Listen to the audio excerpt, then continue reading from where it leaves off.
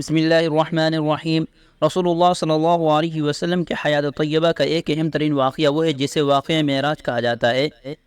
آپ براق نامی سواری پر چڑھ کر بیت المقدس پہنچے اور پہلے اسے باندھ کر پھر ہیکل سلیمانی کی جگہ میں داخل ہوئے۔ سواری اللہ کی طرف سے بھیجی ہوئی تھی، بظاہر اس کے بھاگنے اور راہ فرار اختیار کرنے کا اندیشہ نہیں تھا، پھر بھی آپ نے ضروری سمجھا کہ سواری کو باندھ دیا جائے۔ گویا دنیا میں اسباب و تدابیر کو اختیار کرنا توکل کے خلاف نہیں ہے۔ توکل یہ ہے کہ اللہ تعالیٰ نے دنیا میں جس کام کو جن اسباب سے متعلق رکھا ہے ان اسباب کو اختیار کیا جائے۔ بیمار ہے تو علاج کرائے، بے روزگار ہے تو کسب معاش کی تدبیر کرے، پھر نتیجہ کے معاملے میں اللہ تعالیٰ پر بھروسہ کرے، جو چاہتا ہے حاصل ہو جائے تو اللہ کا شکر گزار ہو، خوش ہو، خواہش پوری نہ ہو تو اللہ تعالیٰ سے شکوہ بھی نہ ہو۔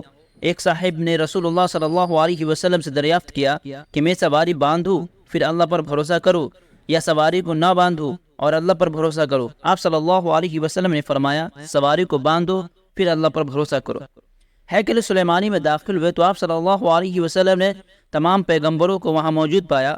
آپ صلی اللہ علیہ وسلم کے آتے ہی صفیں بند گئی۔ انتظار تھا کہ کون امامت کے لیے آگے بڑھتا ہے۔ حضرت جبریل علیہ السلام نے آپ صلی اللہ علیہ وسلم کو آگے بڑھایا اور آپ صلی اللہ علیہ وسلم نے سب کو نماز پڑھائی۔ غور کیجیے اس میں کتنا بڑا سبق ہے۔ پیغمبر کا گروہ انسانیت کا سب سے مقدس اور اعلیٰ ترین گروہ ہے اور مختلف پیغمبروں کے اپنے امتیازات ہیں۔ حضرت آدم علیہ السلام پہلے انسان اور پہلے پیغمبر ہے۔ حضرت نوح علیہ السلام پہلے پیغمبر ہے جنہیں مشرکین سے واسطہ ہوا اور جن سے دوسری دفعہ نسل انسانی کا سلسلہ چلا۔ حضرت ابراہیم علیہ السلام ابو الانبیاء ہے۔ حضرت موسیٰ علیہ السلام کو خدا سے ہم کلامی کا شرف حاصل ہے۔ پیغمبر اسلام صلی اللہ علیہ وسلم تمام انبیاء میں افضل اور خاتم النبیین ہے۔ ان میں سے کوئی بھی نبی امامت کا دعوے دار ہو سکتا تھا، لیکن اپنے علو مقام کے باوجود کسی نے امامت کے لیے پیش قدمی نہیں کی۔ معلوم ہوا کہ عہدہ وجہ کی طلب نہیں ہونی چاہیے، انسان خود کسی منصب کا طلبگار نہ ہو۔ آج کل صدارت و نظامت اور قیادت و امامت کے جھگڑے کہاں نہیں ہو رہے ہیں۔ مسجدیں ہو یا مدرسے، خانقاہ ہو یا تنظیمیں اور تحریک ادارے ہو یا جماعتیں، ہر جگہ عہدہ کے لیے ہر جگہ صدارت کی خواہش اور جاہ کی طلب نے انتشار کی صورت پیدا کر رکھی ہے۔ چنانچہ یہ سبق ہے کہ کوئی مسلمان خود عہدہ اور منصب کا طالب نہ ہو تاکہ لوگ اسے آگے نہ بڑھیں۔ آپ صلی اللہ علیہ وسلم جب حضرت جبریل علیہ السلام کے ساتھ پہلے آسمان پر پہنچے تو دروازہ بند تھا۔ فرشتوں نے دریافت کیا کون؟ حضرت جبریل علیہ السلام نے اپنا نام بتایا، پھر پوچھا گیا تمہارے ساتھ کون ہے؟ حضرت جبریل علیہ السلام نے کہا محمد صلی اللہ علیہ وسلم۔ استفسار کیا گیا کہ کیا انہیں بلایا گیا تھا؟ کہا گیا ہاں۔ پھر دروازہ کھلا۔ اب آپ صلی اللہ علیہ وسلم حضرت جبریل علیہ السلام کے ساتھ اندر داخل ہوئے۔ یہی بات ہر آسمان پر پیش آئی۔ معلوم ہوا کہ جب آدمی کسی کے یہاں جائے تو پہلے داخل ہونے کی اجازت چاہے۔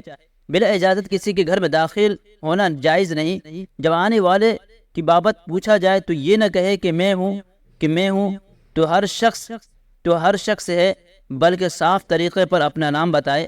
اگر اس کے ساتھ کوئی اور شخص ہو تو اس کا بھی ذکر کرے۔ گھر میں داخل ہونے کی اجازت کے استئذان کہتے ہیں۔